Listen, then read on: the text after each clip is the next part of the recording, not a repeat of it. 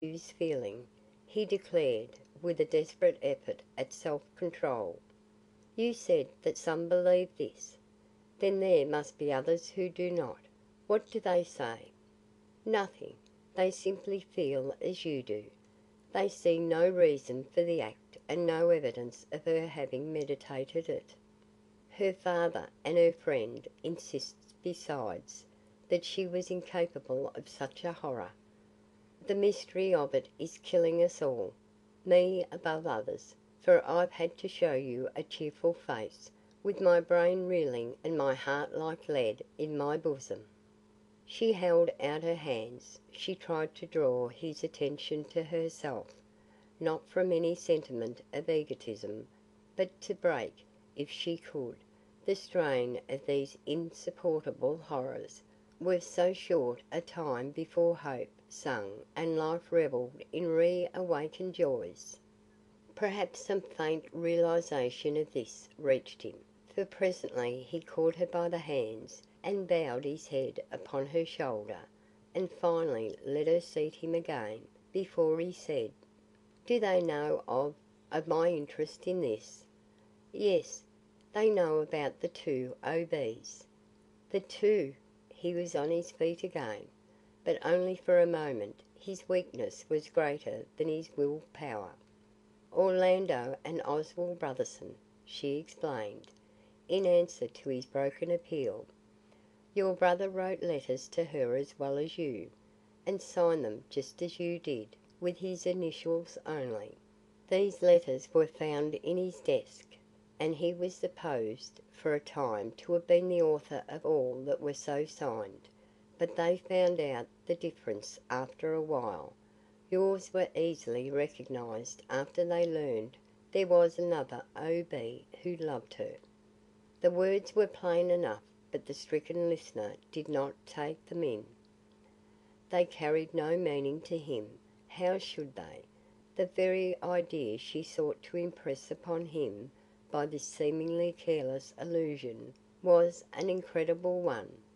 She found it her dreadful task to tell him the hard, bare truth. "Your brother," said she, "was devoted to Miss Challoner too. He even wanted to marry her. I cannot keep back this fact. It is known everywhere, and by everybody but you." "Orlando!" His lips took an ironical curve as he uttered the word. This was a young girl's imaginative fancy to him. "Why, Orlando never knew her, never saw her, never." "He met her at Lennox." The name produced its effect.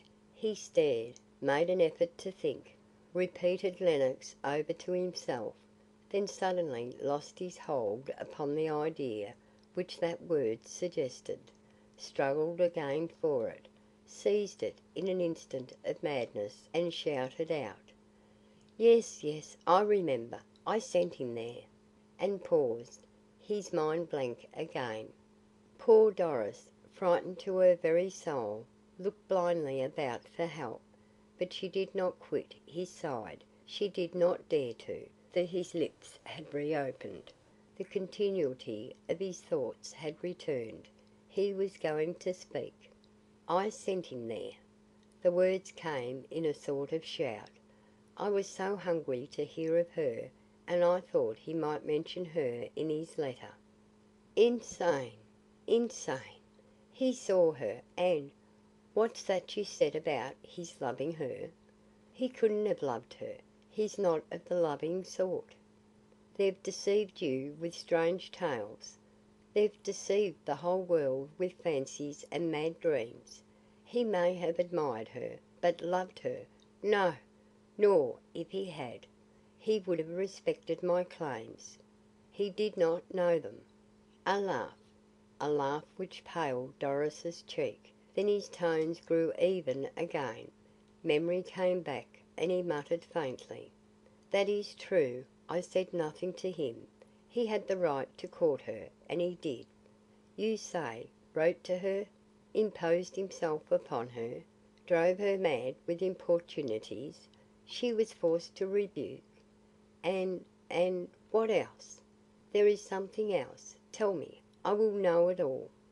He was standing now, his feebleness all gone, passion in every lineament and his eye alive with emotion.